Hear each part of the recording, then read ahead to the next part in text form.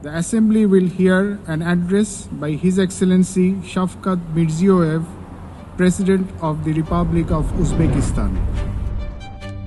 Ertangi kunimiz dunyoning taqdiri va farovonligi o'sib kelayotgan yosh avlod qo'lida. 2017-yil 30-iyul burilish nuqtasi. 30-iyul sanasini mamlakatimizda yoshlar kuni deb e'lon qilsak, nima deysizlar? Ya'ni etalon qo'yib berildi. Ularning qo'lidagi eng katta kuch bu vaqt. Hammasi tezroq, hozir va shu yerda bo'lishi kerak. 10 yilda yoshlar o'zgardi. Mahallasidan to global sahnalargacha olib boradigan orzular egasiga aylandi. O'zbekiston tarixida 3-chi bo'lib O'zbekistondan 100% grant bilan Garb universitetiga kirganman. Eng ajralib turadigan jihati O'zbekistonni yoshlarga berilayotgan e'tibori va yoshlarni o'sayotgan deb o'ylayman.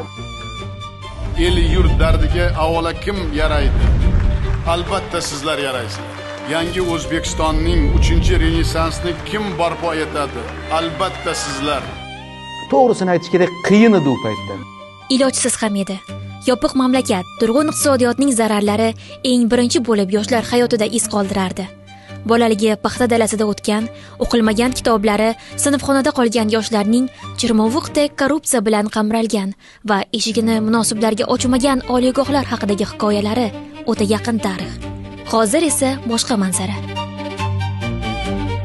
O'zbekistonlik farzandimiz prezidentimiz oldiga chiqib, 20 yoshli yigit $1 milliard kompaniya qurish haqida qo'rqmasdan gapiryapti. O'sha 2017-yilda boshlangan islohotlarni 10 yil ichidagi mevasini mana bugun ko'rib turibmiz. Har tomonlama erkin, ozod va farovon yashaydigan yangi O'zbekistonni hamda 3-renessansni bunyodkorlari sizlar. Bu qat'iyat. Tinimsiz qilgan mehnatingiz sizni aziz qiladi, qayerda bo'lishingizdan qat'iy nazar. Bizga kuchli avlod kerak. Kuchli avlod uchun tizim ishlash kerak. Shu dadam va ayam bilan oilasi bo'yicha birinchi o'qigan qiz bola men bo'lganman. Birinchi qabul qilingan qonun 14-sentyabr kuni yoshlarga oid davlat siyosati to'g'risida qonun qabul qilindi. Ijro hokimiyati ham, sud hokimiyati ham ularni orqasidan yugurib yetib olishga harakat qilyapti. Faqat oldinga, faqat va faqat jonajon vatanimizni manfaati uchun harakat qilamiz.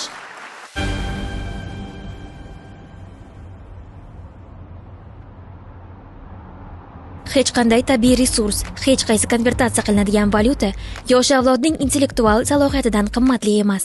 Dunyoning ko'plab rivojlangan mamlakatlari og'ir demografik inqirozni boshdan kechiryapti. O'zbekistonda esa vaziyat aksincha. Har yili mehnat bozoriga 500 milliondan ko'p yosh kirib keladi. 2030-yilga borib, bu ko'rsatkich 1 millionga yetishi kutilyapti. 2050-yilgacha bizda juda katta demografik o'sish, yangi avlod. Butun dunyoda krizis, butun dunyoda demografik tushish bo'lyapti.